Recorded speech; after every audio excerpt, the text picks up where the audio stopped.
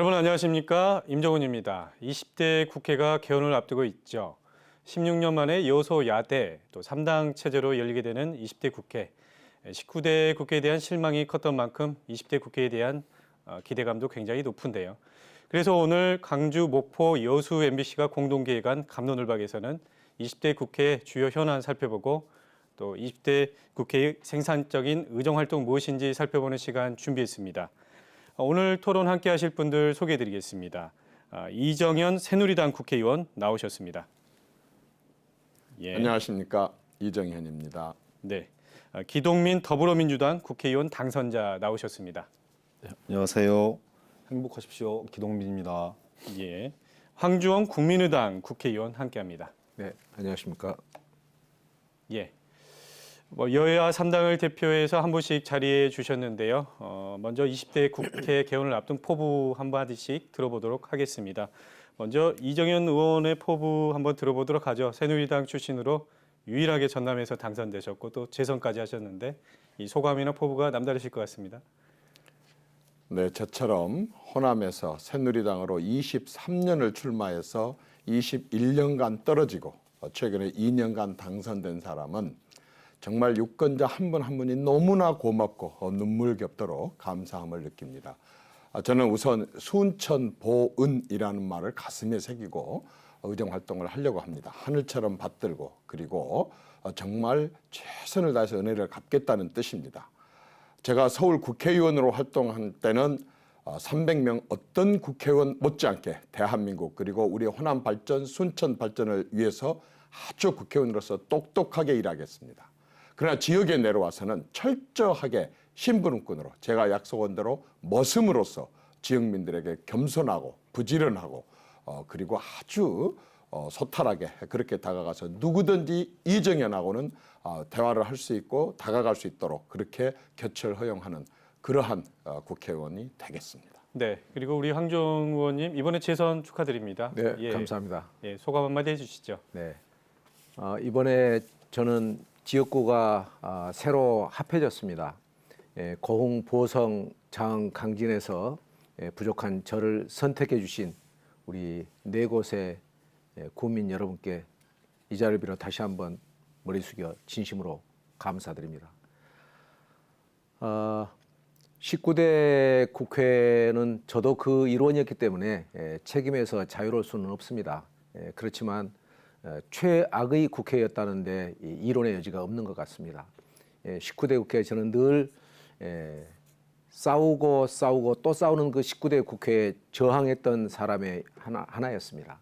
이제 일하고 또 일하는 그런 20대 국회를 만드는 데 앞장서서 노력을 하겠습니다.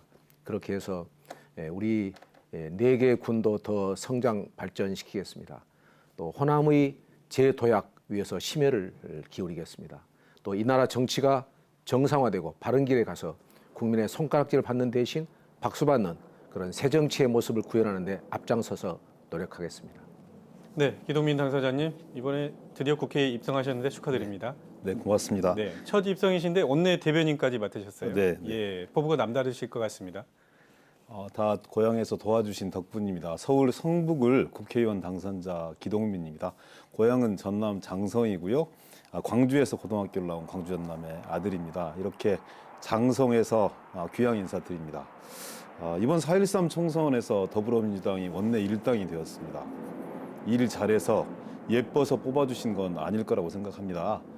박근혜 정부의 독주, 폭주 좀 막아달라. 서민경제 좀 활성화시켜야 되는 거 아니냐. 먹고 사는 문제 좀 해결해라. 라는 절박한 외침, 절박함 이런 부분들이 이런 결과로 나타났다고 생각합니다. 항상 명심하겠습니다. 자만하지도 않겠습니다. 광주 전남에서는 사실상 더불어민주당 부정당했습니다. 그동안 호남 민심을 제대로 헤아리지 못한 그런 후과라고 생각하고 당연하다고 생각합니다. 아프게 반성합니다. 잘못했습니다.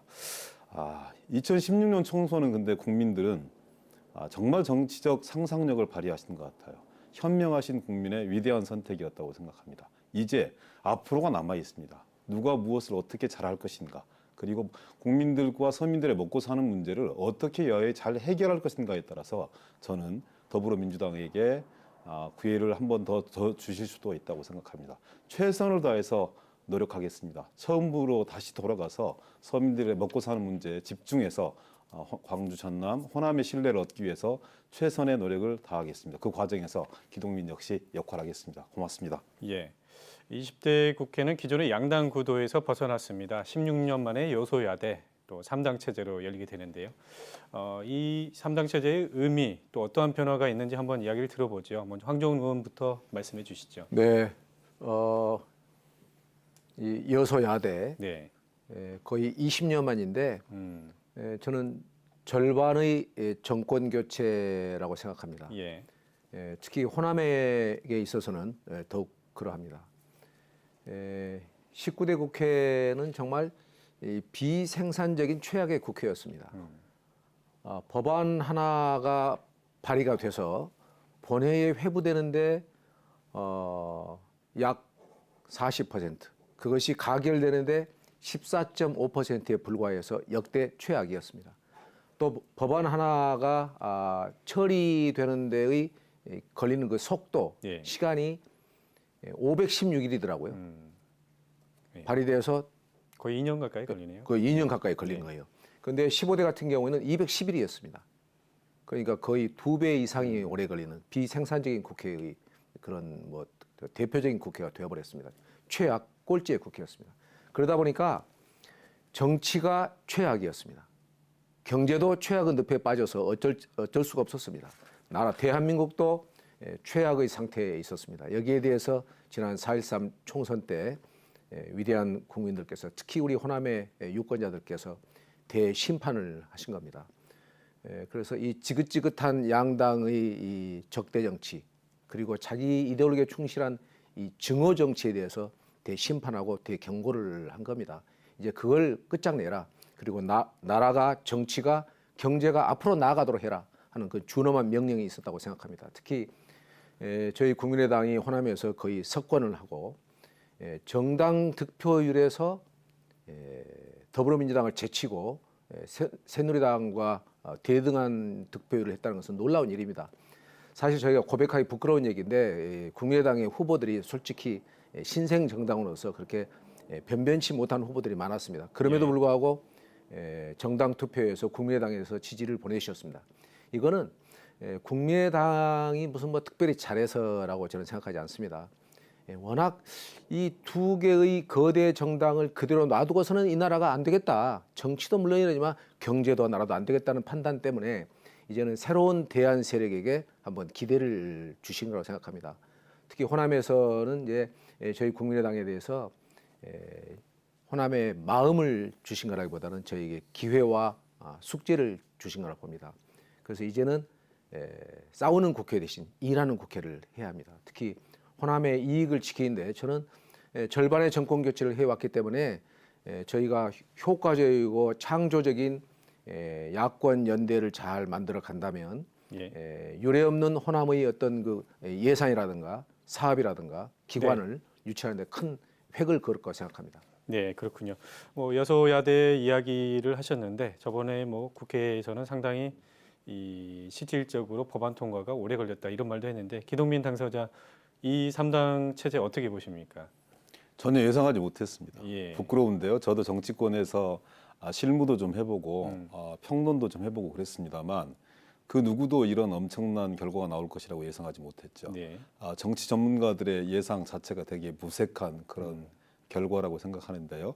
그래서 저는 정치 전문 주로 했던 평론했던 분들을 반성해야 된다고 생각합니다. 예. 그만큼 어찌 보면 이 국민들 서민들 마음속에 깊게 흐르는 분노의 깊이와 넓이를 보지 못했다 우리 정치권이 예. 자성해야 된다 이렇게 생각하거든요. 그러니까 이 현명한 시민들이 위대하게 결단해서 선택하셔서 황금 분할 체제를 만들어 주신 것이고 그것은 지금까지와는 전혀 다른 시선과 각도로 정치를 대했으면 좋겠다라는 그런 준엄한 명령이라고 생각합니다. 예. 많이 싸웠지요. 네. 물론 정치의 근본이 싸우지 않을 수 없는 것이라고 생각하는데 국민들의 눈높이와는 다른 각도에서 다른 형식으로 싸웠단 말이죠. 그렇기 때문에 전혀 지지와 동의를 얻지 못했습니다. 국민의당 출연 이거 정말 의미 깊게 봐야 된다고 생각합니다. 예. 저는 경쟁하고 협력하겠지만 그리고 또 존중하겠지만 극복하기 위해서 노력해야 된다. 더불어민주당 이런 생각들을 많이 하고요. 시대 정신이 좀 저는 많이 바뀌었다고 생각해요. 이번 과정들을 통해서. 네. 대통령 역시 소통과 협치를 강조하시고 계시잖아요. 근데 이 소통과 협치가 전혀 새로운 개념들이 아니라 지방자치단체라든지 시민사회 내에서는 오랫동안 실험되어지고 이렇게 행동으로 외화되었던 그런 과정들이 있다고 생각합니다. 예. 예전에는 1인 리더십이었지 않습니까? 권위주의 시대, 카리스마적 리더십, 나를 따르라 이런 부분들이 통용되었던 시기라면 지금은 집단 지성의 시대라고 생각합니다. 그러니까 소통하고 협치하고 혁신하고 공유하고 개방해라 이런 것들이 합쳐져서 새로운 시대를 만들어 나가고 있다고 생각하거든요. 저는 2017년 역시 이런 시대의 화두에 충실한 집단이 충실한 사람들이 국민들의 마음들을 얻을 것이라고 생각하고요. 국민들이 자유롭게 상상해서 놀라운 정치적 상상력을 동원해서 만들어 놓은 이런 황금 분할 체제를 존중하고 그리고 이 속에서 서민들의 먹고 사는 문제, 민생 문제를 부여잡고 그것을 유능하게 해결하는 집단이 결국 국민들의 마음들을 얻을 것이다. 그래서 더불어민주당 일당되었지만 정쟁에 휘말리지 않고 민생 우선으로 민생 제일주의 그리고 오직 민생 이런 부분들을 앞서 나가면서 국민들과 서민들의 마음들을 잡기 위한 노력들을 거듭하고 있다는 그런 보고 말씀 올립니다. 예. 여소야대는 됐지만 이 3당 체제 특히나 이 전남에서는 유일하게 또 당선이 되셨어요. 네. 앞으로의 변화 어떻게 보시는지 궁금한데요. 앞으로의 변화에 앞서서 이번 20대 국회에서 국민들께서 투표로 네. 보여주는 것은 한마디로 대한민국 정치 바꿔라. 또 대한민국 정치인 바뀌어야 한다. 그렇지 않으면 이번같이 보여주겠다라는 거였습니다. 예. 이번같이 보여준 게 어떤 것이냐. 저희 새누리당만 먼저 얘기를 할 것 같으면 사실 강남, 서초, 송파 항상 땅 짓고 헤엄치기 비례대표나 다름없었던 지역에서 저희들이 야당에게 패배를 네. 하는 큰 회초리를 맞았습니다. 마찬가지로 대구에서 또 2석이나 야당에게 내주는 또 그런 회초리를 맞았습니다.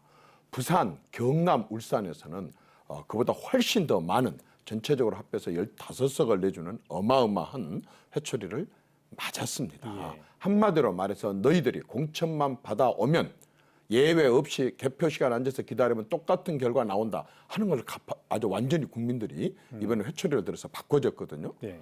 놀랍게도 호남, 절대 변할 것 같지 않던 호남에서 그동안에 항상 이쪽 지역의 집권당이나 다름없고 맹주 역할을 해왔었던 당도 전라남도 광주 합해서 1석, 광주 전남 전북 합해서 3석밖에 갖지 못하는 이런 어마어마한 온 국민들이 마치 정말 전략을 짜서 한 것처럼 이렇게 매를 때렸어요. 그래서 한마디로 말해서 이제 당신들이 공천만 해서 보내면 무조건 찍어준다 하는 그러한 등식이 이제 깨진 거죠. 그렇게 해서 처음으로 국민들이 유권자가 주인이 되고 정치인들이 정말 무섭게 그 앞에 엎드리는 머슴의 역할 이걸 하게 됐단 말입니다. 근데 제가 이 재밌는 걸 하나 소개를 하고 싶은데요. 예. 지금 대한민국의 국회의장이 19대 때 PK 출신입니다. 국회 부의장 정가빈도 PK 출신이고 여당 대표였었던 김무성도 PK이고 야당 대표였던 두 분 문재인, 안철수도 PK 출신이고 예. 그 두 분과 경쟁하는 박원순 시장도 PK이고 그리고 김두관, 박영선 두 분도 PK이고 네. 또 예결위원장도 PK이고 집권당의 정책위원장도 PK입니다. 근데 왜 PK는 이렇게 다 해먹느냐? TK가 아니라 PK입니다. 이건 왜 그러냐면요. 부산의 경우는 시장 선거가 여당하고 야당이 1.2%, 1.3% 차이로 끝납니다. 국회의원 선거도 보통 3 내지 7% 차이로 끝이 납니다. 이렇게 하다 보니까 유권자들을 무지하게 무서워합니다. 그래서 국회가 늦게 끝났을 때 유일하게 서울역으로 달려가는 국회의원들이 PK 출신 국회의원들이에요. 그리고 국회의사당 건너편에 원룸 얻어놓고 사는 유일한 지역 국회의원들이 PK 출신들입니다. 그렇지 않고 남은 모든 시간은 지역구 내려가서 지역민들하고 대화하고 지역민들의 의견을 듣고 지역의 문제를 해결하기 위해서 아주 발버둥치면 애를 쓰다 보니까 아주 치열해지고 그 치열함이 결국에 가서는 굉장히 이렇게 큰 정치들을 할 수 있게 만들었답니다. 근데 이 반대 사람들이 있습니다. 대구, 경북, 부산, 경남, 광주, 전남, 전북. 그저 공천만 받으면 쉽게 10년, 20년, 30년을 이렇게 당선되다 보니까 의례껏 중앙에서 공천 주는 사람들 비유 맞추는 것에 앞장서고 그리고 나서 지역민들은 항상 논외였거든요. 이번에 선거에서 특별하게 국민들이 아주 정치인들 제대로 훈련을 시켜서 이제 그렇게 해갖고는 어림도 없다는 거 보여줘서 저는 바로 그러한 점들이 20대 국회에서는 국회의원 스스로가 정말 국민을 위한 정치를 할 수밖에 없게끔 무서운 그런 교훈을 줬다고 생각을 합니다. 예, 이제는 일하는 국회가 됐다 그런 말씀이신데요. 이 3당 체제가 19대 국회 때는 굉장히 많은 분들이 실망하셨죠. 20대 국회에 거는 기대도 크실 텐데 각 당의 주요 정책 한번 들어보도록 하죠. 먼저 기동민 당선자 말씀해 주시죠. 이번에 더불어민주당의 주요 정책은 어떤 거고 또 호남에 대한 현안 문제도 있을 텐데요. 정책이 정책답게 토론되고 실행되기 위해서는 그 분위기가 형성돼야 되거든요. 네. 그러니까 청와대나 정부, 여야 가릴 것 없이 이 국민의 삶을 지키는 게 정치의 본령이라고 했을 때 그럼 국민의 삶을 어떻게 지킬 것인가, 그걸 어떻게 실행할 것인가를 우선해 놓아야 된다고 생각합니다. 예. 근데 지금 상황들을 보면 조금 걱정스러운 게 사실이에요. 대통령께서 초창기에 소통과 협치를 강조하고 여야 대표들을 청와대에 불러서 회동도 하고 민생 점검 회의를 가동하고 있지만 또 다시 이제 국회법 개정 이런 부분들 때문에 정책이 실종되어지고 민생이 실종되어지는 그래서 결국은 또 다시 정쟁 프레임으로 가고 있는 거 아니냐라는 예. 국민적 우려가 있습니다. 이런 상황 속에서 정책을 얘기할 수밖에 없는 그런 상황인데요. 근데 이럴 때일수록 저는 민생의 이 튼튼한 줄기를 놓지 말아야 된다, 뿌리를 잃지 말아야 된다 이렇게 생각해요.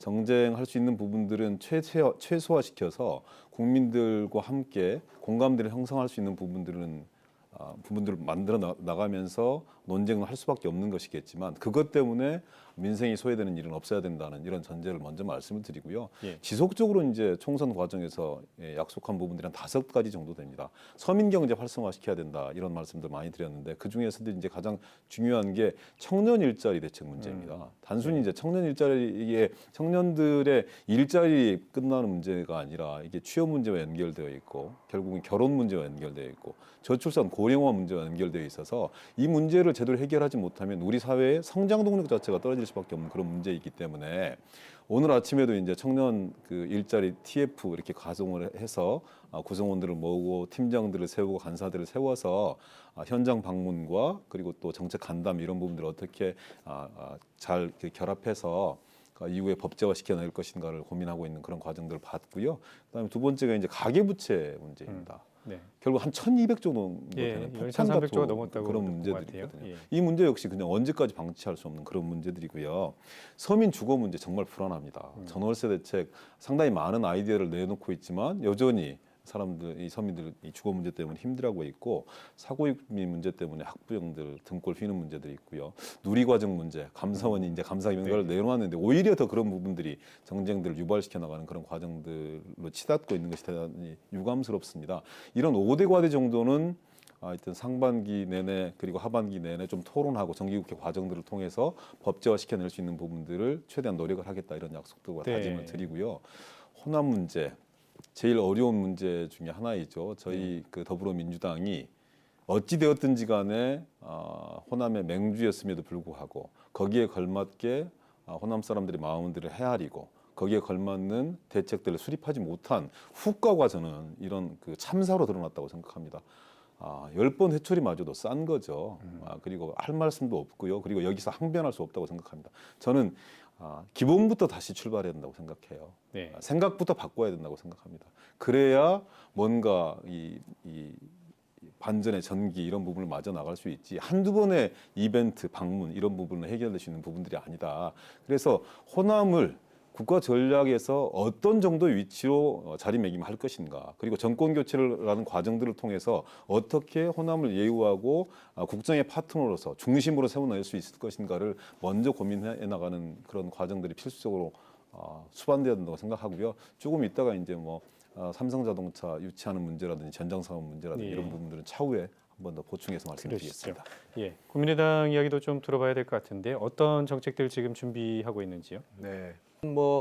정치적으로는 우선 국민 발안 국회 심의제라는 게 저희가 이제 내놓습니다. 이건 어떤 거냐면 국민들께서 2만 명이 이 법을 만들어라. 그러면은 6개월 이내에 해당 상임위에서 그것을 가부간 결론을 내게 하는 제도입니다.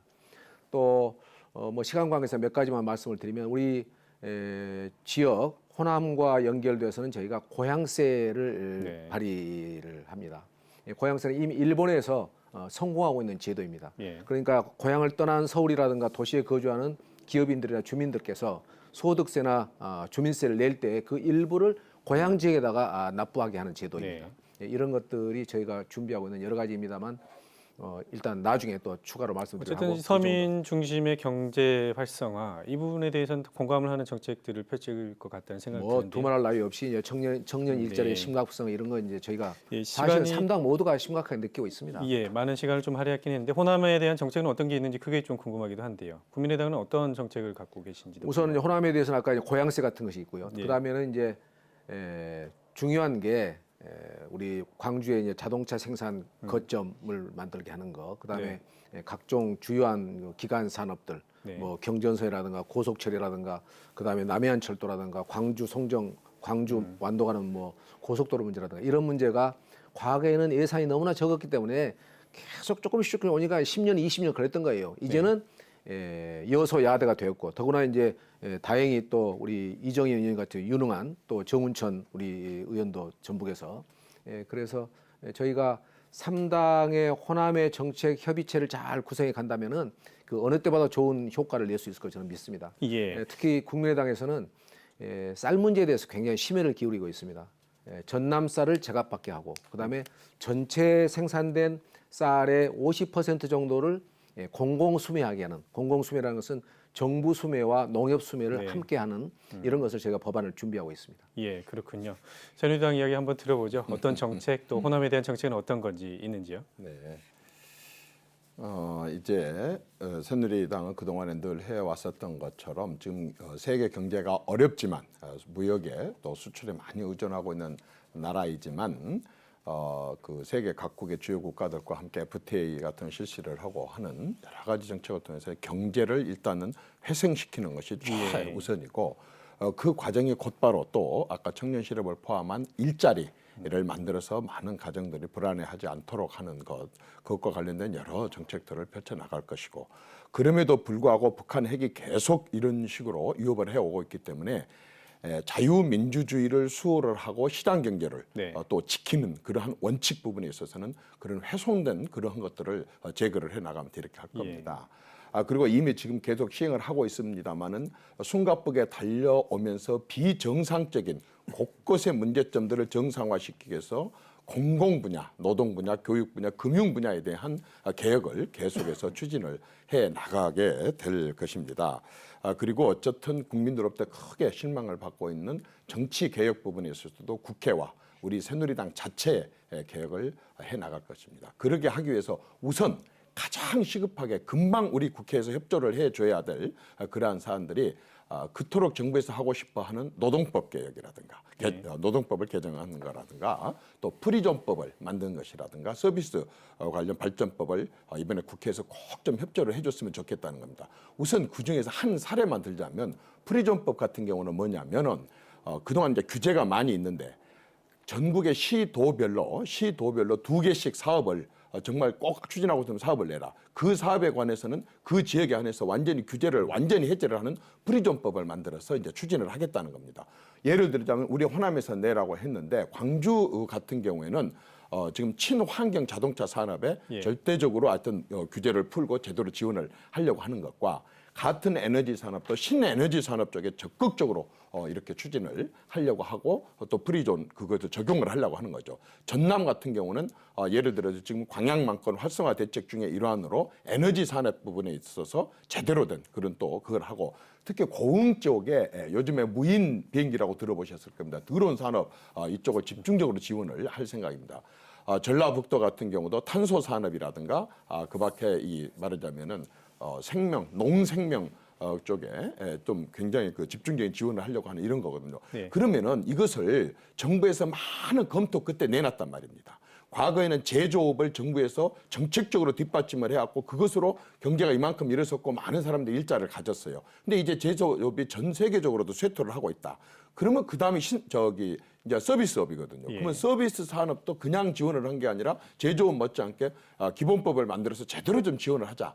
이렇게 정부에서 지금 얘기를 한단 말입니다. 노동법 역시 일자리를 위해서 하는 거란 말입니다. 그러면 정부가 국민들의 지지를 받아서 정권을 잡았고 정권을 잡은 뒤에 다른 정치적인 쟁점 말고 이념적인 쟁점 말고 적어도 국민의 먹고 사는 문제에 대해서 안을 만들어서 법안을 하고 좀 도와달라라고 하면 사실 국회가 좀 협조를 해야 되는 거 아니겠습니까? 여당이든 야당이든. 왜냐하면 어차피 누구든지 어느 정당든지 집권을 하고 싶어 할 텐데 그 당이 집권을 했을 때 이렇게 이념적인 것, 정치적인 것 말고 국민의 먹고 사는 문제를 그 집권당과 그 정부가 말하자면 검토를 해갖고 내놨다고 했을 때 협조를 해서 그 일이 잘 되면 누가 이득을 봅니까? 국민이 이득을 봅니다. 예. 그 일이 잘못되면 누가 이득을 봅니까? 야당이 이득을 봅니다. 정부 여당이 잘못해서 국민에게 이렇게 손해를 끼쳤으니 심판을 해야 되지 않느냐 해서 그다음 선거에서 심판을 하면 되거든요. 예, 그건 협치의 문제인 것 같습니다. 그런데 지금까지 예. 이게 지금 이렇게 제대로 지원이 안 되고 있어서 참 아쉽습니다. 네. 소통의 이야기가 나왔는데 개별 질문들 좀 해보죠. 각 당에서 또 역할들이 있으실 텐데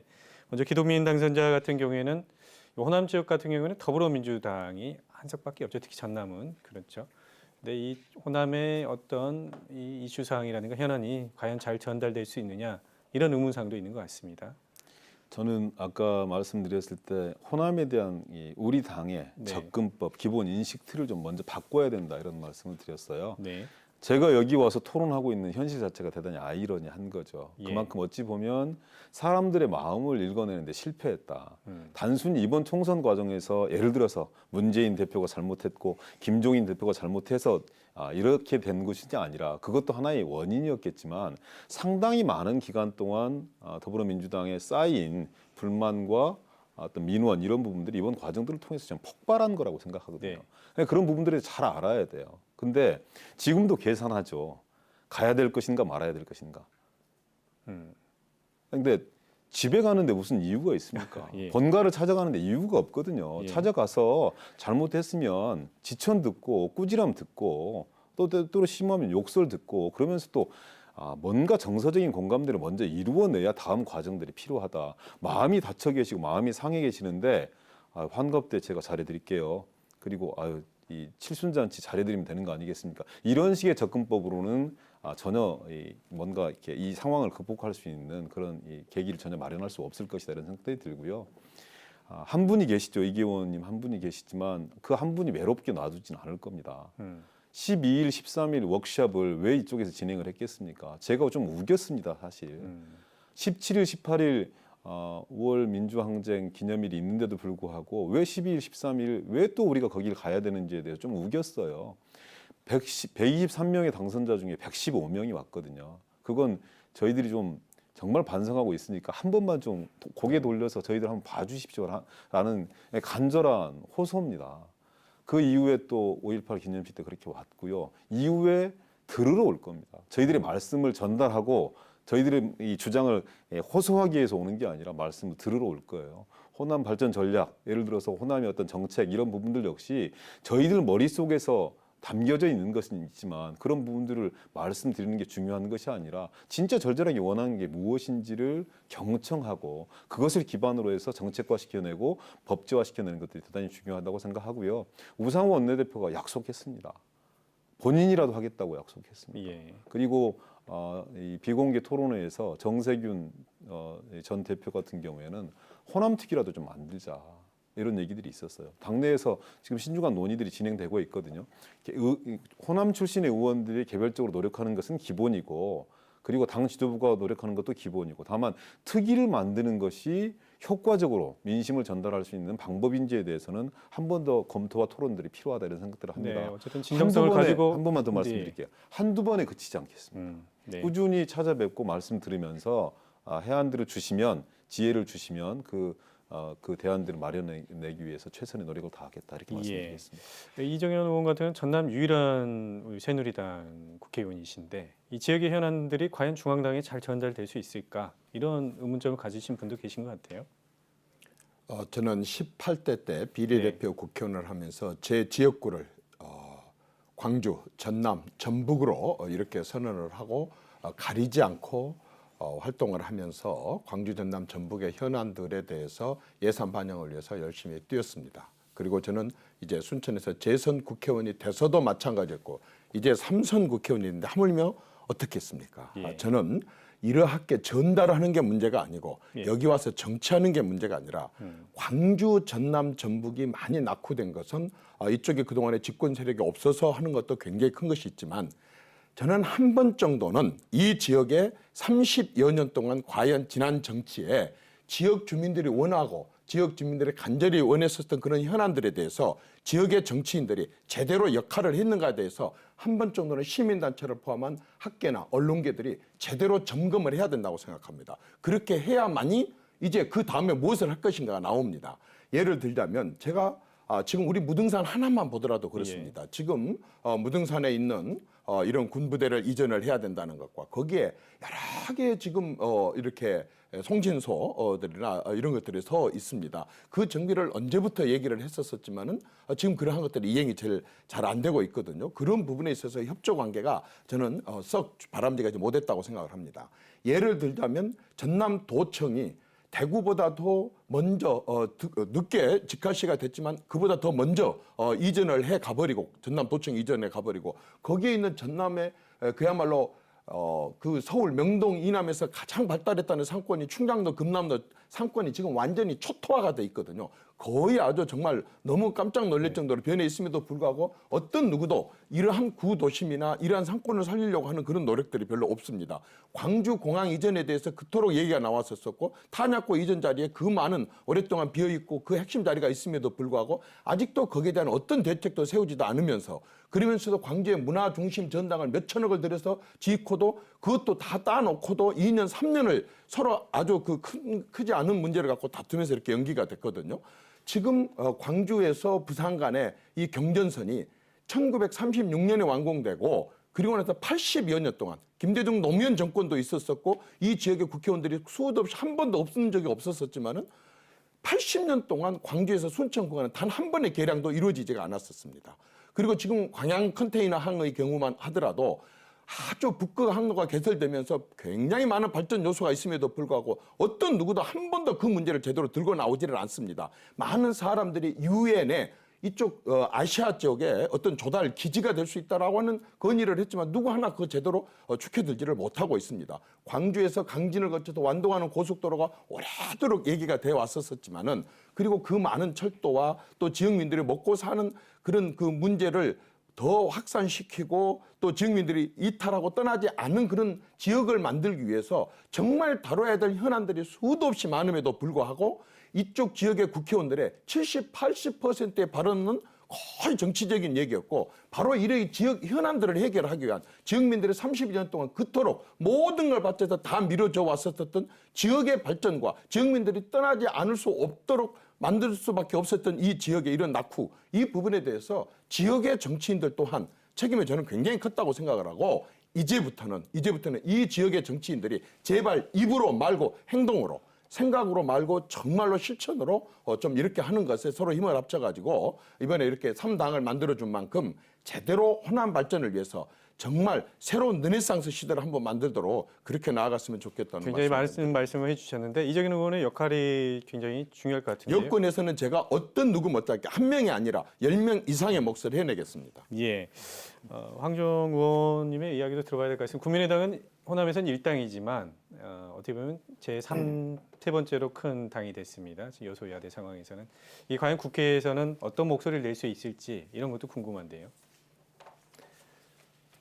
저희가 그때 4월 네. 26일, 27일 당선자 워크숍을 했습니다. 그때 제가 이런 얘기를 했습니다. 네. 지금 우리가 기고만장할 때가 전혀 아니다. 우리의 위기가 의외로 생각보다 빨리 쉽게 다가올 수 있다.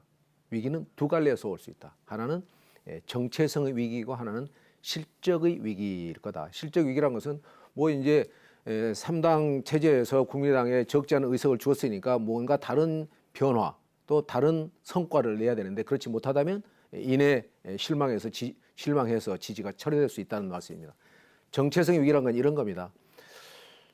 새누리당의 이중대처럼 보일 수도 있고 또 더불어민주당의 이중대로 보일 수도 있고 그래 도대체 이 사람들은 뭐냐 말이지. 그래서 저는 이제 어느 당의 이중대도 아닌 국민의 이중대, 그래서 국민의 당이어야 한다 이런 얘기를 합니다. 사안별로 때에 따라서는 적극적으로 새누리당에 협조해야 합니다. 예. 또 많은 경우 야권으로서 더불어민주당과 함께 연대해야 할 것입니다. 정책적 연대를 해야 할 것입니다. 네. 이제 아까 우리 이정현 의원 말씀 중에 조금 제가 그래도 좀 설명이 필요할 것 같습니다. 이정현 우리 의원은 제가 개인적으로 참 좋아하고 친하고 또 누구보다도 열심히 호남의 예산 확보 등에 노력하신 것 인정합니다. 예. 그렇지만 뭐 방송용이라 이제 그러셨으로 이해는 하지만 지금 나머지의 국회의원들을 이렇게 전면적으로 말씀하신 건 조금 지나치지 않느냐. 왜냐하면 이정희 의원 자신도 아까 여러 가지 얘기를 하셨지만 비례 포함해서 지난 8년간 국회를 하셨고 그리고 지금 이제 3선 의원이신데 그렇다면 그 문제들이 8년 전의 문제냐, 8년 동안에도 있었던 문제 아니냐. 그렇기 때문에 이정희 의원께서 큰 역할을 하셨지만 또 이정희 의원이 한계를 갖고 있는 것처럼 또 우리 호남의 여러 국회의원들이 열심히 노력을 합니다. 그렇지만 많은 또 한계가 있습니다. 또 이정희 의원처럼 다행히 여당 의원이었으면 좀 더 나았을 텐데 그렇지 못한 면도 있었을 겁니다. 그래서 우리 동료들이 함께 노력했다는 것을 우리가 인정하는 것 이것이 또 협치의 출발선이 될 겁니다. 네.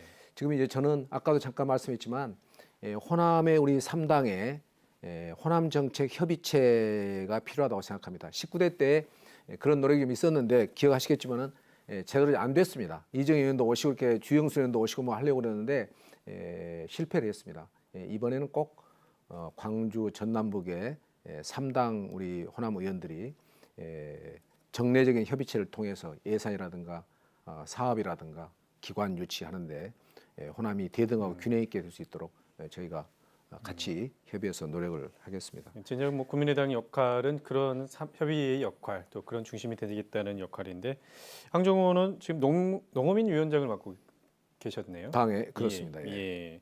구체적인 의정 활동 계획도 있으실 것 같은데요. 네, 지난 4년도 농해수 농업 네. 수산업 쪽에서 일했습니다. 이제 앞으로도 이제 그렇게 할 생각입니다. 음, 아까도 잠깐 말씀했지만 이제 여러 가지가 있지만 이제 농업 쪽으로만 좀 국한해서 말씀드리면 이 정책 금리라는 게 있습니다. 이제 우리 이정희 의원도 잘 아시고 기동민 우리 의원도 잘 아시지만 정책 금리라는 것은 우리 농업인, 축산인, 산림인, 수산인들에게 어려운 환경에서 하시기 때문에 시중 금리보다 대폭 낮은 우대 금리를 들여서 실질적으로 사업을 하는데 많은 소득 증대에 네. 도움을 드리는 제도입니다. 그런데 지금은 이제 정책금리가 10년, 20년 전에 상당히 낮았었는데 정책금리가 그대로 가고 시중금리 계속 낮아지면서 정책금리의 기능을 못 하고 있습니다. 그래서 지금 뭐 3%, 4% 하는 것도 지금도 있어요. 시중금리가 더 높아요. 네. 지난 4년간도 국회에서 많이 노력을 했습니다. 같이 동료들과 개선도 많이 됐습니다. 그렇지만 이번에는 모든 정책금리가 1%대로 낮춰지는 것 이것이 저희 국민의당의 공약이고 저의 농어민 약속이기도 관련해서 합니다. 이제 의정 활동을 그렇게 하시겠다 말씀이시죠? 그다음에 이제 예. 쌀 문제인데 아까도 잠깐 말씀드렸지만 전남의 쌀은 이중고에 시달리고 있습니다. 하나는 쌀을 공공 수매를 안 하기 때문에 그렇고 농협에서 수매를 할 때 제대로 값을 그러니까 경기매입에서 헐값에 매입하기 때문에 또 그렇습니다. 또 시중에서 팔릴 때도 경기미가 10,000원일 때 호남 쌀은 전남 쌀은 7,000원 정도밖에 되질 않습니다. 이런 문제를 공공 수매가 50% 이하로 떨어지지 못하게 하는 법안 그리고 전남 쌀만이 아니라 전남쌀, 전북쌀, 경북쌀이 대표적인데 저가에 팔리는 게 이건 같은 품종, 같은 등급일 경우에 최고 가격이 10,000원일 경우에 9,500원 이하로 떨어지면 그 나머지 부분을 국비와 지방비로 보존하는 것 이것이 국민의당의 또 공약이기도 합니다. 예, 이런 것들을 그렇군요. 집중적으로 노력해서 실질적으로 우리 농어가의 소득이 증대되는 그런 제3의 대안 정책을 확실하게 저희가 펼쳐갈 것입니다. 예. 우리 이정현 의원님은 차기에 이 전당대회에서 당대표 도전하겠다는 뜻을 밝히신 것 같습니다. 저는 정치를 시작한 지 33년이 됐습니다. 예. 앞서도 말씀드렸다시피 호남에서만 23년간을 출마를 해서 21년간 떨어지고 최근에 2년이 된 그런 경력을 갖고 있습니다. 저는 그동안에 정말 참고 또 참으면서 때를 기다려왔습니다. 이제 3선 국회의원이 됐고 이제는 제가 지켜봤었던 대한민국 국회 또 내가 지켜봤었던 새누리당 뭔가 변하지 않으면 정말 국민들에게 오히려 큰 짐과 부담이 되는 그러한 집단이 될 수 있기 때문에 이걸 한번 제대로 고쳐보고 싶습니다. 방법은 간단합니다. 제가 순천에서 호남에서 말하자면 새누리당으로 2번 당선될 수 있었던 그 비결은 오로지 지역에서는 철저하게 심부름꾼으로 서번트 리더십, 한마디로 말해서 머슴 리더십으로 그리고 중앙에서는 제 나름대로 이제 그 국회의원으로서의 당당한 활동 이거였거든요. 저는 이걸 중앙당에서 전국 정치로 적용을 해보고 싶습니다. 예. 말하자면 우리 이 정치인들이라고 하는 사람들이 실질적으로 국민들이 갖고 있는 권력을 위임받아서 말하자면 대신 국민을 위해서 일하는 거 아니겠습니까? 근데 제가 33년 동안 정치를 해봤더니 어느 순간 국민들의 권력을 정치인들이 자기들의 권력으로 착각을 해서 당리, 당략 혹은 사리, 사욕을 위해서 쓰고 그것이 이제 특권으로 변하고 특권이 더 커지니까 기득권이 되고 예. 그러한 기득권을 누리면서 해왔었던 게 대한민국 국회고 그리고 현재 각 정당의 모습이었다고 봅니다. 다른 정당은 저는 쳐다보지 않겠습니다. 새누리당을 완전히 그야말로 서번트 리더십으로 머슴 리더십으로 철저하게 한번 바꿔보겠습니다. 그리고 대한민국 국회가 2018년이면 이제 출범한 지 70주년이 되게 되는데요. 지금까지 단 한 번도 제대로 된 검증이나 제대로 된 조사나 제대로 된 감사를 받아본 적이 없습니다. 매년마다 정치개혁특위가 만들어졌지만 정치개혁을 한 적이 없었고 정치혁신이나 정치쇄신특위를 각 정당이 만들었지만 쇄신과 혁신이 된 적이 없었습니다. 왜냐하면 그것으로 벽을 쳐놓고 일반 국민들이 그걸 치고 들어와서 개혁하는 것을 막고 스스로 기득권을 유지해왔기 때문입니다. 저는 33년 동안을 지켜봅니다. 특히 호남 출신으로서 경상도에 상당한 기반을 두고 있는 새누리당에서 한마디로 조금 비주류로서 또는 비엘리트들로서 지켜봤었던 이런 정당의 가장 객관적인 모습을 잘 알고 있기 때문에 그러한 부분들을 과감하게 한번 깨는 정치, 망치 정치를 한번 제대로 해보고 싶어서 제가 당권 도전을 하게 됐고 그리고 저는 똑같이 순천에서처럼 온 국민들을 상대로 유지층이나 또는 여론 주도층 상대로 하는 것이 아닌 그야말로 일반 국민층들을 상대로 한 그런 정치와 득표 전략을 써서 생각만 해도 정말 모든 사람들이 좋아할 수 있는 새누리당의 호남 출신 당대표 꼭 한번 되고 싶습니다. 예, 다들 기대하시는 분도 꽤 될 것 같습니다. 우리 기동민 후보 이야기 좀 들어보죠. 호남 출신이신데요. 호남에 대한 의견도 잘 반영할 것 같다는 기대도 큽니다. 아까 말씀하실 때 오크숍이나 또 5.18 행사 관련해서 본인이 말씀하셔서 일리 유치하셨다고 했는데 앞으로 이 호남에 대한 현안들 또 호남의 이런 정서들 또 진정성을 보이신다고 했는데 어떻게 해나갈 계획이신지요? 먼저 이정현 의원님이 네. 새누리당의 당대표가 될 수 있도록 최선의 노력을 다하겠습니다. 예. 저는 그것 자체가 또 새누리당의 변화라고 생각하고요. 예. 호남 역시 호남 출신의 능력 있고 똑똑한 정치인들을 키워야 됩니다. 그런 과정 속에 저는 이정훈 의원님 정말 이 능력 발휘하셔서 꼭 당대표 되셨으면 좋겠다. 그것이 호남 정치의 변화를 이끌어내는 또 첩경이 될 수도 있다. 이런 말씀을 진심으로 드린 거고요. 예, 꼭 되셔야 될 것 같습니다. 네. 그리고 제가 좀 오늘 쫄았습니다. 삼선 의원님 옆에 계시고 예. 재성 의원 옆에 계셔서 예. 국회가 선수라고 하더라고요. 예. 저 어떤 대학 후배 국회의원께서 그런 얘기를 저한테 주셔서 과연 그럴까 싶었는데 역시 국회에 가니까 선수가 되게 중요하다 이런 생각들을 합니다. 당선자 처음 당선자 이렇게 결의대회 의총 같은 걸 할 때 제가 그렇게 말씀드렸어요. 선배님들이 나가셔서 특별하게 행동거지, 초선들 행동거지 조심했으면 좋겠다라는 당부를 여러 번 하시길래 제가 그렇게 말씀드렸습니다. 선배님들 잘하시면 조심해서 잘 따라서 하겠지만 선배님들 잘 못하시면 그래도 할 말은 해야 되지 않겠습니까? 예. 이렇게 말씀드렸더니 당돌하다고 이렇게 말씀 주시던데요. 헌법기관들이죠. 할 말은 해야 되겠죠. 근데 할 말을 하는 것이 자기의 스트레스를 해소하기 위한 자기의 정치적 주장을 국민들한테 가감하게 전달하기 위한 그런 형식으로 비춰지는 건 저는 아니라고 생각합니다. 저는 더불어민주당의 가장 큰 문제점 중에 하나가 형식이 잘못됐거든요. 예. 소통 방식 자체가 잘못됐습니다. 국민들한테 전달하고자 하는 소통 방식 자체가 형식이 잘못되었기 때문에 아무도 내용에 주목하지 않습니다. 오죽했으면 싸가지 없는 진보라고 하지 않습니까? 예. 그렇게 맞는 얘기를 싸가지 없게 하는 거 처음 봤다는 그런 얘기들도 하잖아요. 이건 비아냥이 아니라 저희들이 가지고 있는 현주소라고 생각합니다. 바꿔야지요. 특히 젊은 정치인들 바꿔야 된다고 생각하는데요. 예. 할 말은 하되 지금까지의 과정과는 좀 다른 차원에서 할 말을 하는 그런 국회의원 되겠습니다. 그리고 호남 출신이지요. 적어도 광주 전남 분들에게 그리고 호남 분들에게 쪽팔리지 않는 국회의원 되기 위해서 노력해야 될 것 같아요. 네. 그래도 우리 동양 출신인데 저런 놈 하나 나타나서 그래도 정치에 뭔가 진보를 이루어내기 위해서 노력하고 있구나. 그걸 국민들과 호흡하기 위해서 최선의 노력을 다하고 있다. 이런 믿음 정도는 드려야 그래야 저는 뭔가 창구 역할도 할 수 있고 역할들을 주실 수 있다고 생각합니다.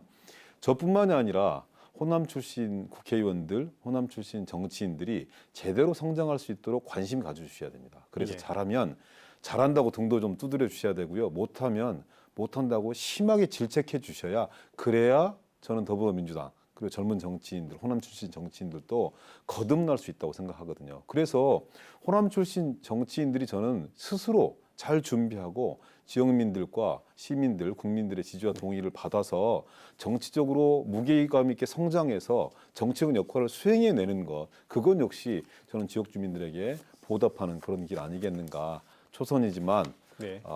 우리들 말로 단단하고 야물게 준비해서 잘하겠습니다. 이런 네. 말씀드립니다. 새 의원, 두 의원 또 당선자분이신데 열정이 대단한 만큼 또 오늘 토론 시간 굉장히 많은 이야기를 들었는데 벌써 마무리할 시간이 됐습니다. 그래서 짧게 1분씩 각자의 이 소감들 또 못다한 말씀 이야기 듣고 마무리하도록 하죠. 먼저 우리 황정호 의원부터 말씀해 주시죠. 예. 네. 우리 이정일 의원님 꼭 당대표. 저는 사석에서 이미 이 대표라고 부릅니다. 우리 기동민 의원님 호남의 아들로서 큰 정치인 되실 거라고 저는 고맙습니다. 확신합니다. 19대 국회 싸우고 또 싸웠습니다. 이제 20대 국회 일하고 또 일해야 합니다. 싸우지 않고 일하는 그런 새로운 모습 저희가 만들어내야 됩니다. 이번에도 만약 그게 실패하면 대한민국의 미래가 참담합니다. 한국의 정치, 한국의 경제, 대한민국 자체가 저는 늪에서 헤어나지 못할 거라고 확신합니다. 이번엔 절대 해내야 됩니다. 또 해내야 할 책임이 저희 당 국민의당에 있습니다. 이거는 뭐 저 부족한 황주홍이나 안철수 대표의 생사의 문제, 정책 생사의 문제가 아닙니다. 이건 그렇게 저희가 역할을 잘 해내야 이 나라의 미래와 희망이 있기 때문입니다. 저희는 열심히 덜 싸우는 연습하고 더 일하는 방법을 강구하고 또 새누리당과 더불어민주당을 설득하는 역할을 잘 해내겠습니다. 예. 그래서 저희는 국민들어 저희 편이 되달라고 요구하지 않겠습니다. 저희가 국민의 편이 되겠습니다. 예. 이정현 의원님 짧게 한 말씀 해주시죠. 일단 대표는 되셔야 될 것 같은데요. 시청자 여러분 고맙습니다. 순천 한번 방문해 주십시오.